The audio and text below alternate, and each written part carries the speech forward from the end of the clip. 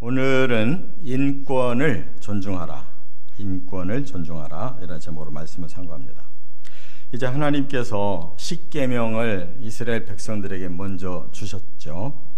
그리고 오늘 이제 21장 그리고 22장 23장 중반절까지는 이제 이 주신 율법, 특별히 사람 간의 관계, 이웃을 사랑하라 한 이 율법을 구체적으로 그리고 맛보기로 이렇게 주신 거예요.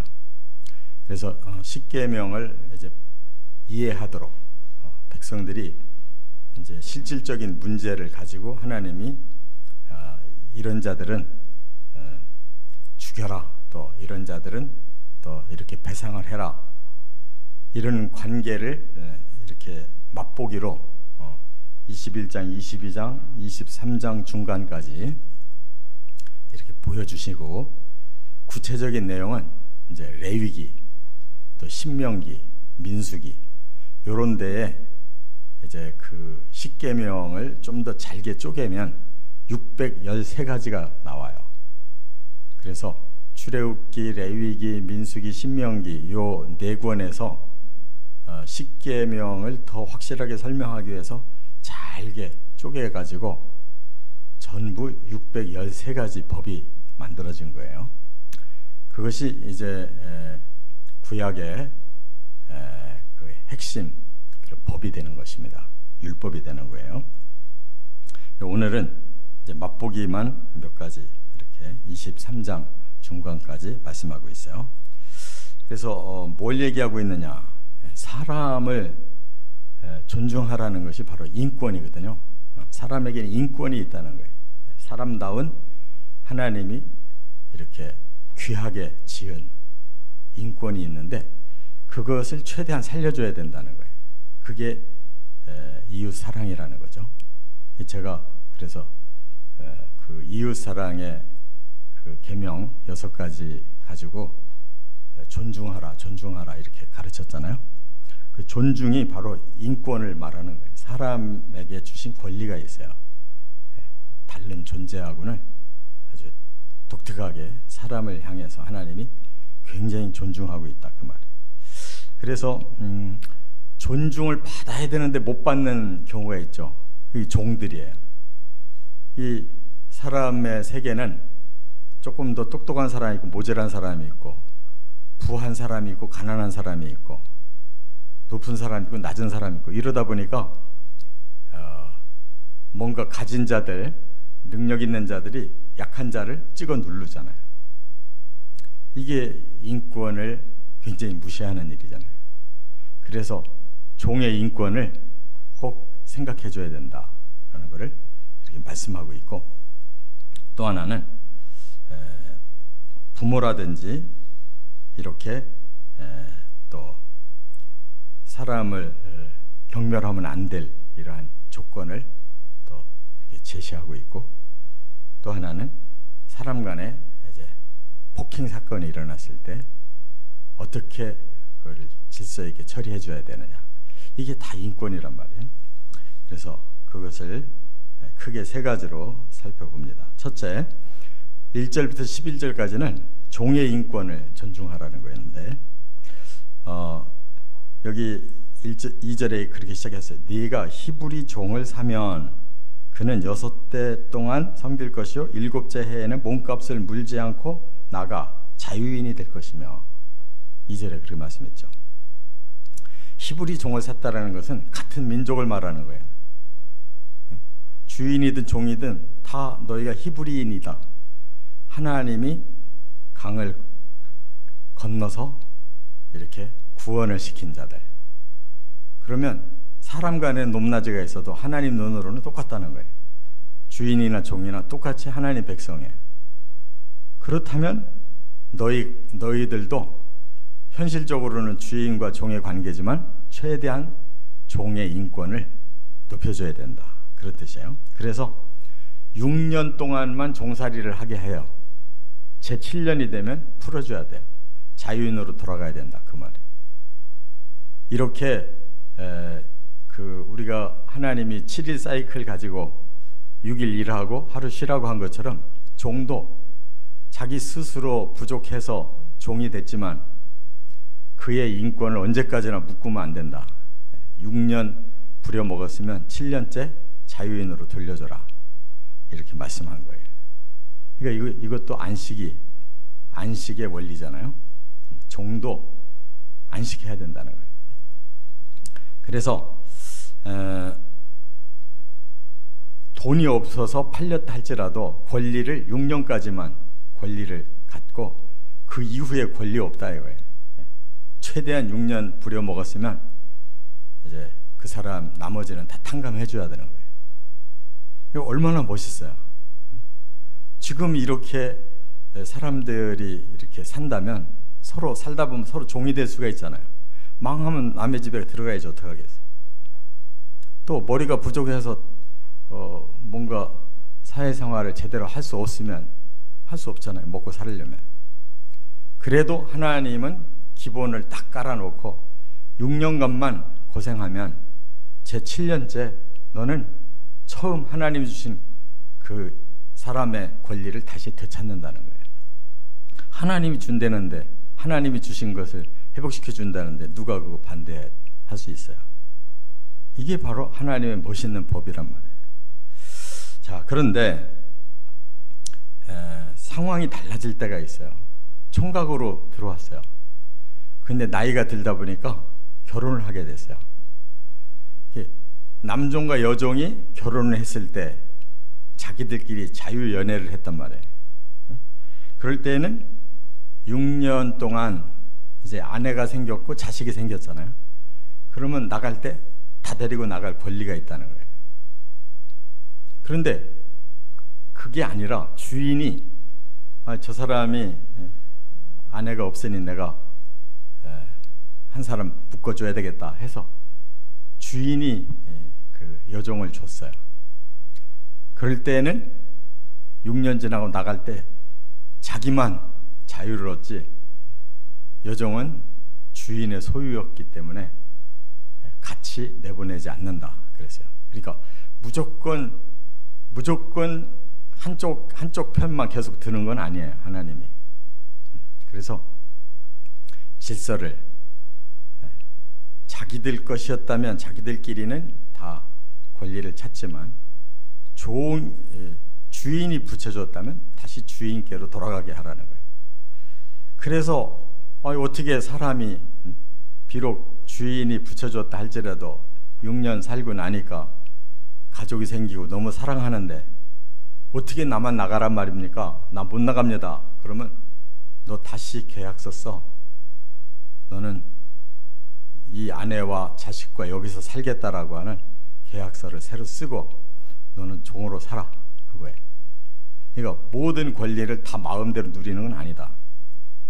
그 상황과 질서를 지키면서 누리는 것이다. 이렇게 말씀을 한 거예요. 그렇기 때문에 굉장히 공평합니다. 하나님은. 기본적으로는 종도 권리가 있다. 그러나 상황적으로 그 권리가 절대 권리는 아니다. 두 번째, 12절부터 17절까지는 타인의 생명과 권위를 존중하라 그랬어요. 그래서 살인사건에 대해서 명확하게 하나님 구분지어 주시는 게 있어요. 살인이 일어났어요. 그런데 무조건 살인이라고 하는 그 상황을 절대적으로 보면 안 된다는 거예요. 그러면 그게 사실은 무질서한 거예요. 왜 죽였냐가 중요한 거예요. 그래서 그냥 저놈이 미워서 일부러 죽였다 그러면 죄값을 받아야 돼요. 그래서 자기도 죽어야 된다고 말이에요. 그런데 그게 아니고 사고가 일어나서 실수로 죽었어요. 저 사람을 뭐 일부러 쳐서 죽이려고 한 게 아니라 사고가 일어나서 죽었다 그 말이에요. 그러면 일단 그 죽인 사람을 피신할 수 있는 기회를 줘요. 그래서 일단 살아서 재판을 통해서 경중을 가린 다음에 처벌할 걸 처벌하고 아니면 보상할 걸 보상해서 그걸 해결하는 거예요. 일부러 죽였느냐 우발적으로 죽었느냐가 굉장히 큰 차이가 있는 거예요. 그래서 우리 인류가 왜 하나님 앞에 구원을 받을 수가 있느냐? 우발적으로 죄 졌기 때문에 구원받을 수 있는 거예요. 사탄이 꼬셔가지고 속아서 그냥 넘어간 거지. 의도적으로 내가 하나님 배신하고 내가 하나님만큼 높아져서 겨뤄보겠다, 이 사탄처럼 그런 마음을 가진 것이 아니거든요. 그래서 사탄도 하나님 앞에 범죄했고 사람도 하나님 앞에 범죄했는데 사탄은 절대로 용서가 없어요. 완전히 하나님 앞에 쿠데타를 일으키려고 작정하고 대적했기 때문에 그에게는 멸망이라는 심판밖에 없어요. 다만 사람을 꼬여가지고 사람에게 주신 권리를 집어먹어버린 바람에 사람이 누릴 것을 사탄이 조금 권리를 누리는 거예요. 그러나 역시 심판은 반드시 받아요. 그래서 인류의 종말에는 사탄은 심판으로 들어가는 거예요. 영원히 형벌로 들어가요. 그런데 사람이 이렇게 고의적인 것이 아니라 우발적인 사건이었을 때는 그냥 생으로 죽이면 안 된다는 거예요. 그 사람을 다시 재판해서 벌금을 물을 수 있으면 벌금으로 이렇게 해서 경중을 따져서 공평하게 해줘라, 이렇게 말씀했어요. 그 다음에 이제 권위, 사람에게 주신 권위가 있어요. 그 중에 바로 부모의 권위가 제일 높은 건데, 이게 부모나 스승이나 지도자의 권위가 사람들에게 영향력을 주니까 귀한 그런 권위를 줬는데, 자식이 부모를 폭행했다, 이 폭행하거나 저주했다 그러면 용서하지 말라 그랬어요. 그래서 그냥 자식을 죽이라고 그랬어요. 그런데 그 인권을 생각해서 부모의 권리를 높여주려고 하는 건데, 그건 뭐냐면 영적 질서를 위해서예요. 부모는 하나님의 대리자예요. 하나님이 그 자식을 이 땅에 보내려니까 부모를 통해서 보낸 거예요. 그 부모라고 하는 매개체가 없이는 사람은 태어날 수가 없어요. 그렇기 때문에 그만큼 하나님께서 그 부모를 통해서 주신 그 권위를 자식은 반드시 존중해야 된다, 그겁니다. 그래서 오늘날도 존속, 살해, 상해, 명예훼손 이런 것이 있잖아요. 바로 하나님께서 이렇게 율법을 주실 때 제일 처음에 이렇게 네 번째 사람 계명 중에 다섯 번째 이렇게 사람 계명 중에 제일 우선순위가 부모 공경이라고. 근데 이것을 깨뜨리는 것은 그냥 사회적인 질서가 아니라 이건 영적인 질서인 거예요. 하나님께 대드는 것과 똑같은 거예요. 그래서 모세에게 대들은 것도 용서하지 않았어요. 다 그 백성들을 쳐버렸어요. 왜? 하나님의 대리자로 모세를 세웠기 때문에. 이와 같이 하나님의 원칙은 그 권위가 대단히 중요하다는 거예요.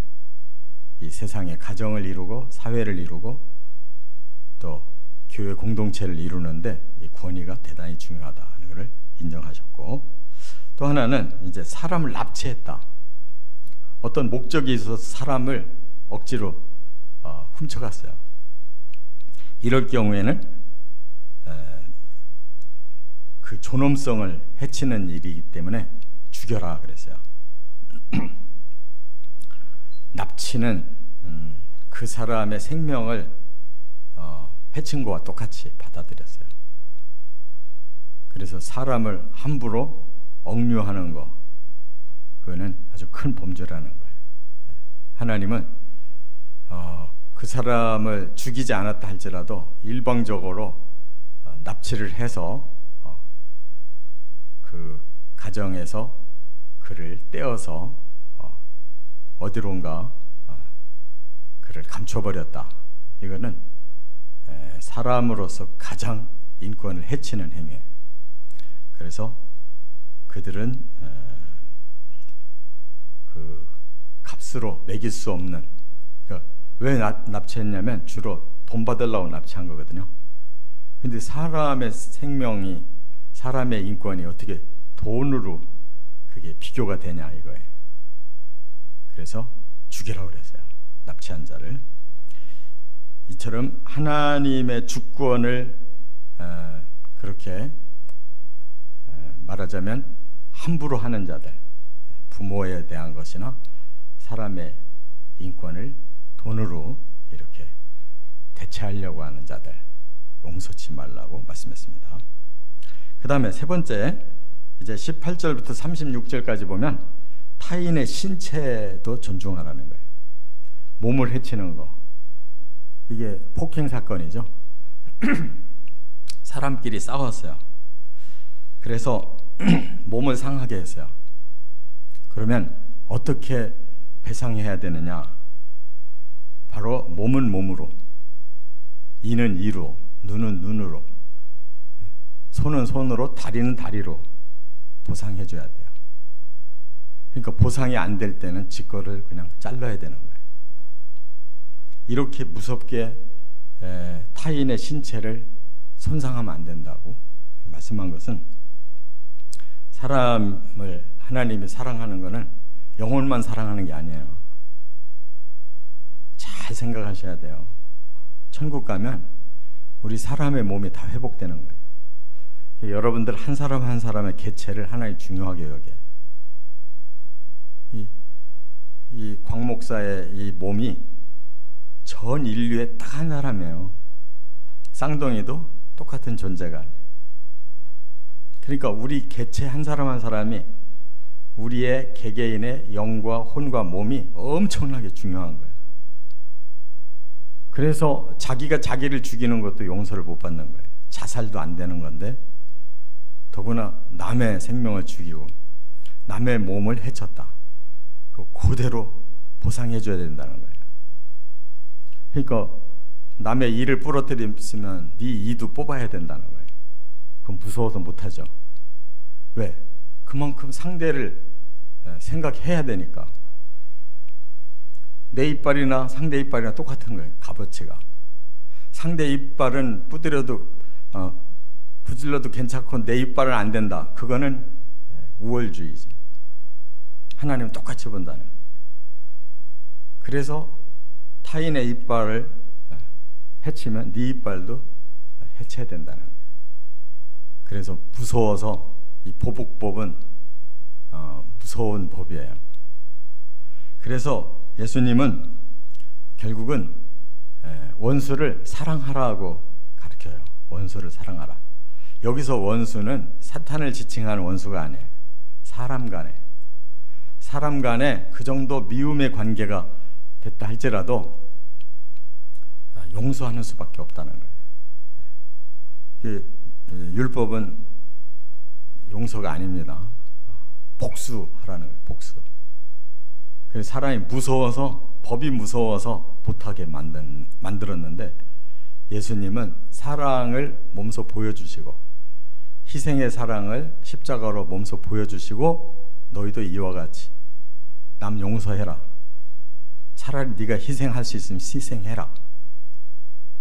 이렇게 자신을 희생해서라도 다른 사람을 살려주는 것이 가장 고귀한 사랑이다라고 예수님이 가르쳐 주셨어요. 그렇기 때문에 우리가 보복법이, 지금도 이슬람교 같은 이런 다른 종교들은 다 보복법이에요. 그렇기 때문에 보복법이 일단은 무서워서 죄를 안 짓는 것 같은데 결국은 짓게 되잖아요.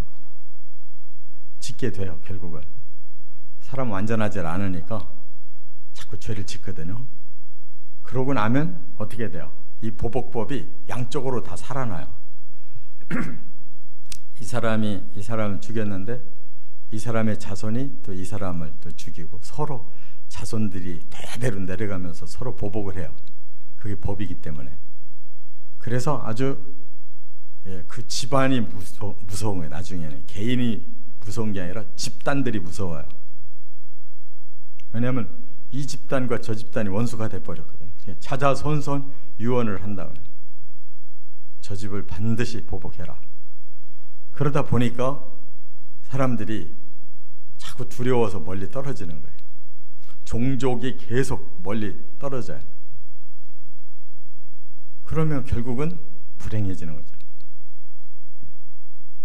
그래서 사람들이 자꾸 사상 가지고 또 인종 가지고 여러 가지 사회적인 권위를 가지고 자꾸 분리하려고 그러잖아요. 근데 그래가지고 해결 안 된다는 거예요. 서로 무서워서 자꾸 분리만 되면 안 돼. 결국 화합하고 용서하고 끌어안아야 되는데, 그게 바로 하나님이 새 계명으로 주신, 내가 너희를 사랑한 것처럼, 내가 너희를 위해 희생한 것처럼 너희도 서로 사랑하고 희생해라. 그거밖에 천국이 될 가능성이 없어요. 그거밖에는 천국을 만들 방법이 없어요. 다른 방법이. 할렐루야. 용서밖에 없는데 용서의 전제가 붙어야 돼요. 어제 말씀드렸죠. 참된 회개가 전제가 돼야 되는 거예요. 하나님도 회개를 반드시 받아야 용서하시지, 회개까지도 안 하면 용서 안 하는 거예요. 그래서 그게 단 한 가지 남은 기회, 우리에게 회개해야 용서하는 거예요. 하나님 앞에서도 사람 앞에서도 진정한 회개가 있어야 용서가 되는 거예요. 그냥 시간 지나면 서로 잊어버리고 용서하자, 그건 용서가 아니에요. 그렇기 때문에 타인의 신체까지도 존중하라고 하는 하나님은 천국에서 우리가 다 영과 혼과 몸이 다 완성이 돼가지고 영원히 살게 하시려고 하는 하나님의 계획의 중요한 포인트예요. 천국은 둥둥 떠서 영혼만 살아가는 데가 아니에요. 그래서 이 세상의 모든 자연의 아름다운 것 다 거기 가면 또 있어요. 자연의 세계도 완성시켜요. 그래서 계시록 22장 읽어보면 거기에 생명의 강이 있고 생명의 나무가 있고 생명의 열매가 있고 생명의 치료가 거기서 다 이루어진다는 거예요. 할렐루야. 하나님의 뜻을 제대로 하셔야 돼요. 영혼만을 중요시 여기는 게 아니라 나중에 우리의 육체를 살리는 것, 영혼이 먼저 구원받아서 하나님 앞에 바르게 살다가 마지막 타이밍이 되면 몸을 살려서 영생체로 변화시켜 주시는 거예요. 그만큼 우리 몸도 중요한 거라. 내가 나를 잘 다스려야 될 뿐만 아니라 남들의 이 몸도 우리가 서로 잘 다스려줘야 돼요. 이렇게 존중하는 사람을 하나님이 만들어 주셨다는 거 깨닫고 미움의 눈이 아니라 더 존중의 눈으로 바라보고 살아가시기를 주의 이름으로 축원합니다.